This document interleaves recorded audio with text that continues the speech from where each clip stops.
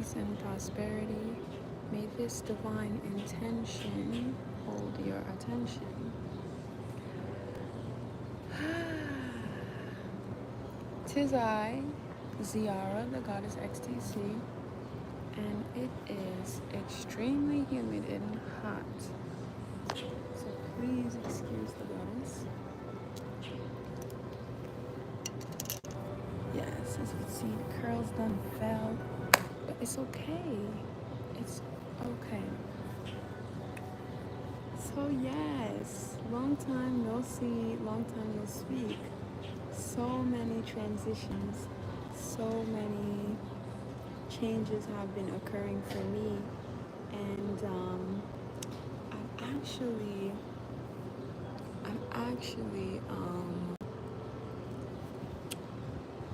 forces have been trying to stop me from getting and putting out content, which is so crazy. My phone actually got destroyed. Someone destroyed it, and I had to get a new phone. But now I got the latest iPhone. So we running. All things used for evil can be used for good for those who love the Most High. That's not the scripture verbatim, but you know what I'm saying. So there are many things I could talk about, but for this check-in / alignment, I want to touch on the most important lessons and reflections that have been coming up for me in particularly. What is this? Oh no, it's not what I want to do.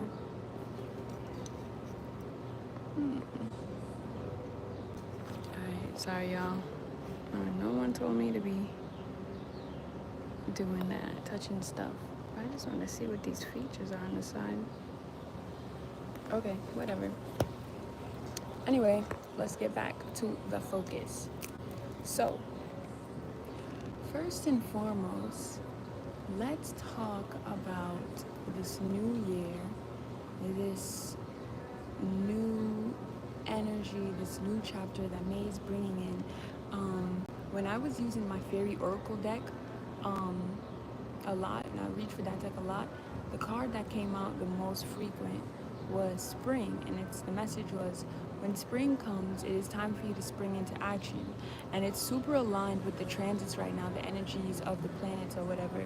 Right now, we are coming out of our cocoon, and everyone is immersing as the butterflies that they're always meant to be. So there was a long period of rest and rejuvenation and reflection and shedding that old skin, like the snake sheds its own skin to rebirth, renew itself, right? So this is that season right now. Right now, you're going to be getting a lot of aha moments. You're going to get inspired action to move on these really huge ideas, these really huge projects. It's 222 right now on the clock as I'm recording this. You're going to get the inspired to make these actions, to move closer to your desires, no matter how big they may be or how small. And if you feel like your desires and your dreams are small, Spirit is going to sprinkle some magic on that idea to expand it. Everything is going to be super expansive, okay? So just when you thought, oh, I would just be content with a little cottage in the middle of nowhere, Spirit is like, yeah, that's cool or whatever, but I'm actually about to bless you with a mansion. Abundance. Let's talk about abundance. So just recently, my significant other and I, we got tested by the Most High to see if we are who we say we are. And that is in fact vessels of the Most High Creator.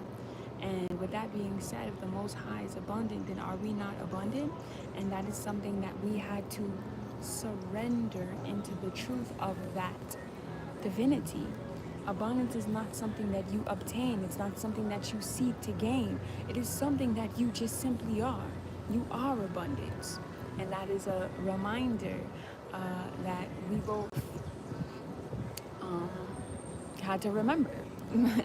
So yeah, that's for someone You don't have to seek and obtain abundance. You just simply are, just by being. You don't have to. Ooh, and someone I was talking to someone about this, and it comes up often in conversation, especially within the proximity of community that I'm in. They're very spiritual, so we're always having like these deep dives. So this was the topic of the conversation, that we need to get comfortable with just being. You are who you are already. You're exactly who you need to be already. Is there room for improvement? Of course. But perfection is a disease, okay? You're already imperfectly perfect. You're already perfectly imperfect. But you need to just be content with who you are. Be content with your design and your creation. I just got a download. Someone needs to look up their human design. Look it up on Google. Human design, free chart, free human design analysis. Look it up for yourself so that you can really get a thorough analysis of your human design. It's a thing, okay? Um, be content with how the Most High Creator crafted you, okay? There were no mistakes. God makes no mistakes. You are exactly who you are supposed to be. Be content with that. You don't have to go out and get a degree or get this job or da da da to be worthy of anything. You just simply are. Period. I am because I exist. Okay? Somebody needs to get that tatted. No, I'm just playing. But so yeah, that was another one. Another thing, someone needs to hear that you don't have to work to get money. You just simply are. Money will money will find you. You will receive funds when you surrender to the truth of your own being. I receive plenty of funds. The last time I worked a job, mm, probably a little bit before COVID. God's been sustaining me. God is my provider. Okay? I lean not on man. I trust the Most High God. God provides for me. God protects me. Whether it is through supernatural forces or God sends humans and vessels to do God's will. You know?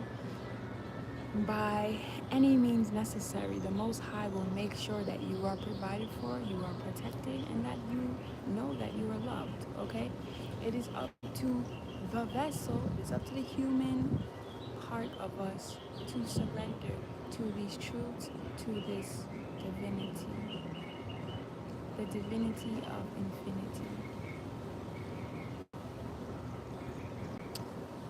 Ah, that's a nice breeze.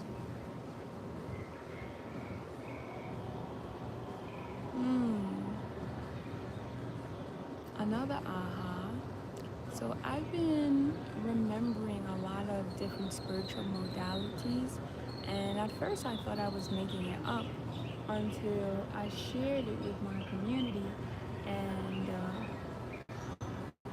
I in fact was not making these things up. They're actually real modalities and tools for healing, and they have names, they have titles, and I've just been doing them and not knowing that they already exist. And so it led me to think, am I indeed making these things up, or am I remembering? DNA sequences are getting activated at this time. So you may be remembering recipes, ways of being and living and doing. Even your vernacular might change. I find myself speaking very proper and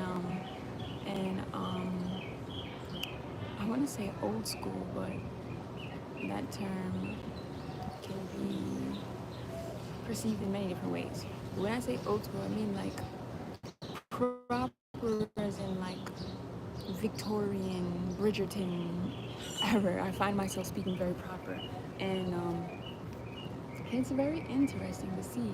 I find myself integrate a lot of past lives as well as my ancestors calling out, which I feel is so aligned with, or that movie Sinners that just came out. I have yet to watch it. I actually might check it out today since it's Tuesday, and they have discounts on Tuesdays. So I'm actually gonna check it out. And yeah, so that movie is super aligned with this time right now because the ancestors are definitely wanting to be venerated. They're wanting to be acknowledged. They're wanting to be integrated.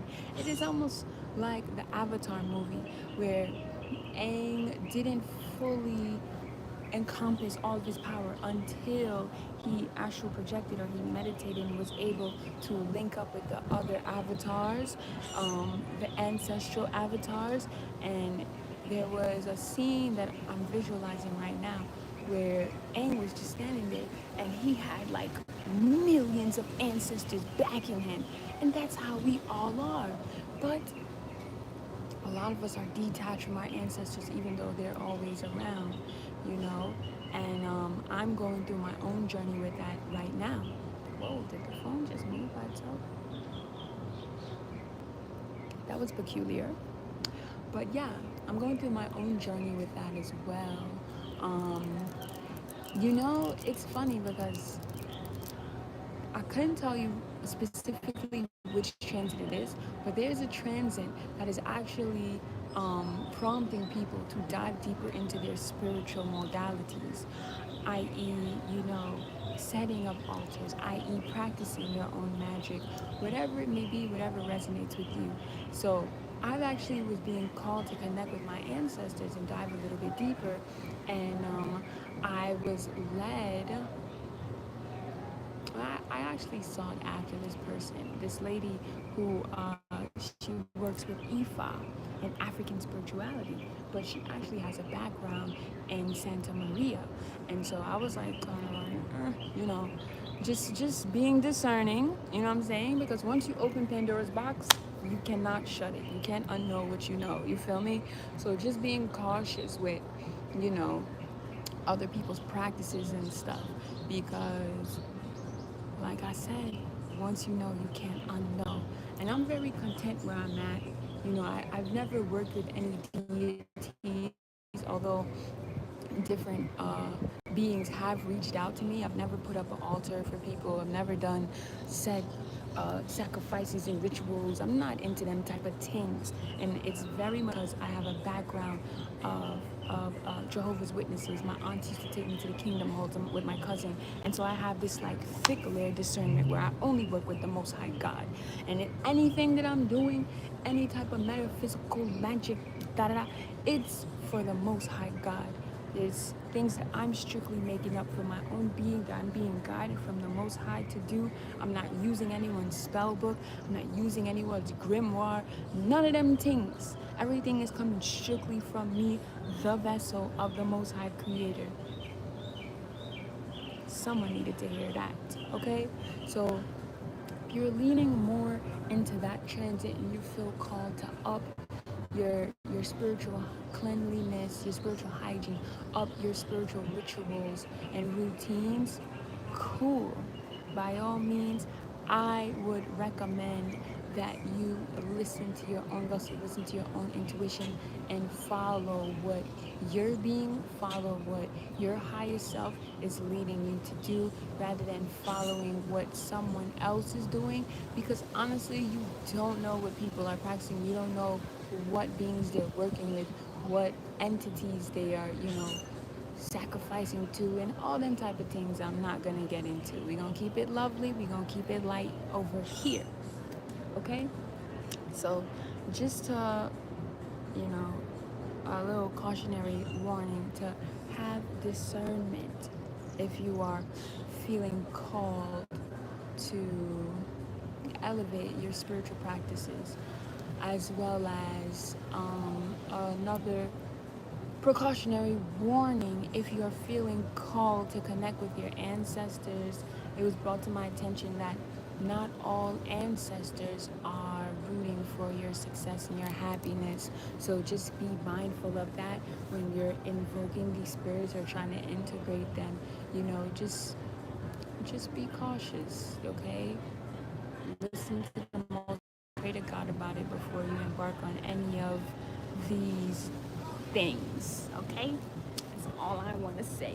I'm not trying to invoke fear into anyone, just want you to be cautious and to be careful and protect your own spirit, protect your own energy, okay? It's one thing to dive deep, it's another thing to just be opening all these different spiritual doors and opening yourself up to different entities and beings to the point where you're not the same anymore. It's not sacred, okay? You are not what you once was just because you opened your aura, you opened your being, you opened your vessel to these things, okay? So, with that being said, I also want to talk about the rise of this healers. And it doesn't necessarily have to be spiritual healers, okay? You can just be a a nutritionist, okay? You could be a personal trainer.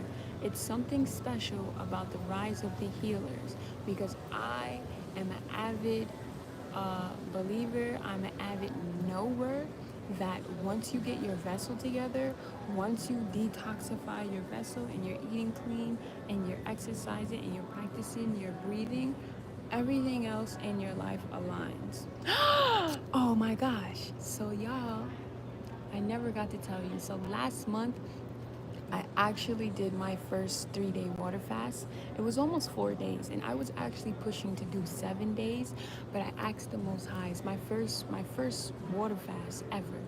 Okay, I practice intermittent fasting, but I've never gone like days without eating. This was my first time, and it wasn't perfect. Day two, I did eat a cookie, but hey, it was what it was. I showed up, I did my best, my intentions were set. So, with that being said, let me tell you about that experience. So, like I said, my goal was to do 3 days. As I did more research, I seen that 7 days was more beneficial. And as a feminine being in a feminine vessel, I know that the autophagy, which is when your body starts to eat up stored fat in order to keep your body running, autophagy starts around the 2-3 day period. For some vessels it's the 4 day period. You feel me? So I wanted to continue along for a tad bit longer because my autophagy started, I want to say around day 2, day 3.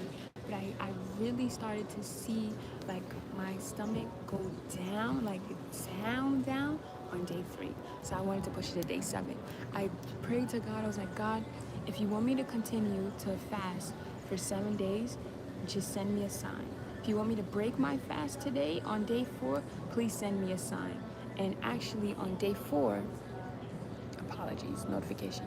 On day 4, I actually got my menstrual, and it actually wasn't planned. I got it relatively early within the month. So I already knew that was my sign from the Most High to stop the fasting. For females, if you are practicing fasting, intermittent fasting, or just fasting, once you get your menstrual, you need to break the fast. It is actually dangerous to continue along. Inside Muslim culture, that is like a clear sign to stop the fast once you start your menstrual. But that's neither here nor there. Anyways, so with that being said, um, yeah. So let me tell you, day one, it wasn't that tough. I feel like the timing that I was fasting, I was actually very busy. I had a lot of events I was invited to. I went to a lot of farmers markets. I went to a drum circle for the full moon. I was doing a lot of different things. I went to a spiritual meeting on Mystic Mondays for mystics, something like that. I was doing a lot of stuff. So a lot of the time, like my adrenaline was really high, and I was really excited and happy because yeah, I was out and about doing a lot of stuff. So I forgot that I didn't eat because I was just so active. I was out, I was lit, and I made sure to keep myself hydrated. Around like day two is when it was a full moon. And I went to a drum circle, and I tell you, I danced my heart. I danced for the ancestors. I danced on the beach with a group Oh, a large group of people, drums everywhere, children. It was so beautiful. It was on the beach, and that is probably the first day that I felt myself like feel lightheaded. I felt like I smoked some strong weed, and mind you, I didn't smoke anything. I fasted from everything, and from that day is when a friend of mine told me to start adding Celtic salt or pink Himalayan salt into my water in order to get the electrolytes back into my body, in order to get, not the electrolytes, just some minerals back into my body while I'm fasting. And so I did that, and it gave the water a lot of body. And yeah, I believe on day 3, I also had an avocado just to give me some energy because I felt very, uh, what is the word? Fatigue. I felt very fatigued. And I wanted to continue fasting. I did some research. They said you can have an avocado or so, but it was so weird. The taste of the avocado, it wasn't even an avocado. I think it was the seasoning that I had sprinkled on it. I used the green GodIs seasoning from Trader Joe's, sprinkled on the avocado. Uh, it was delicious, but I ate too much and it started to make me feel weird. This fast was not planned. I actually got a full body scan done, and even though I'm plant-based now, I like to call myself a flexitarian. Um, I realized that I wasn't as healthy as I thought I was. So after getting that full body scan, I had decided like I didn't know what to eat after seeing that scan. So I was like, I'm just not gonna eat anything at all. I'm gonna pray and I'm gonna fast, and that's exactly what I did. And day 3, I felt so clear, like it was a level of mental clarity that I'm not sure I've ever experienced. But I was so clear. I seen things so clear. Uh, I was communicating very clear, and everyone was describing me. I was meeting a lot of new people. For example, at these Mystic Monday groups, I was meeting a lot of people, and come to find out, these people were describing my presence and meeting me as clear. And that's exactly how I was feeling.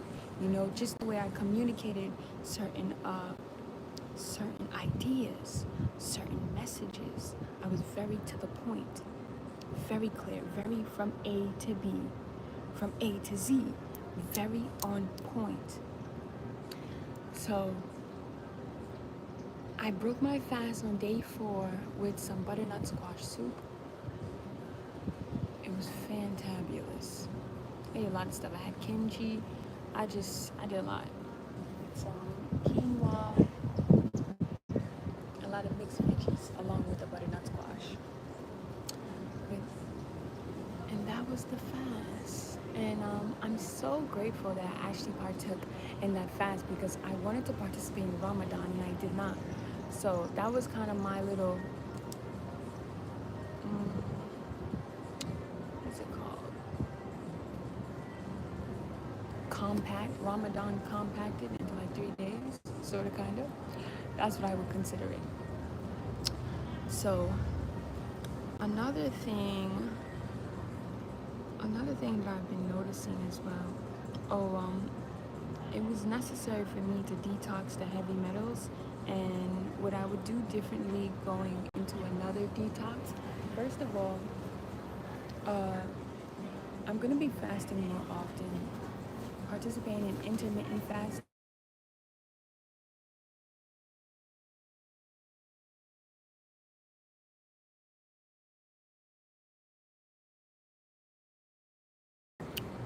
Sorry, y'all, I'm just getting a call.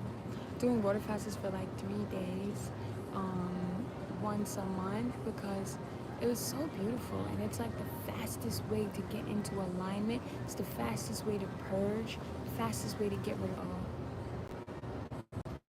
okay.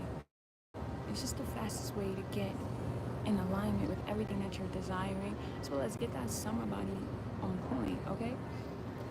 So, I'm like melting. Matter of fact, let's switch locations. I could be here baking like this.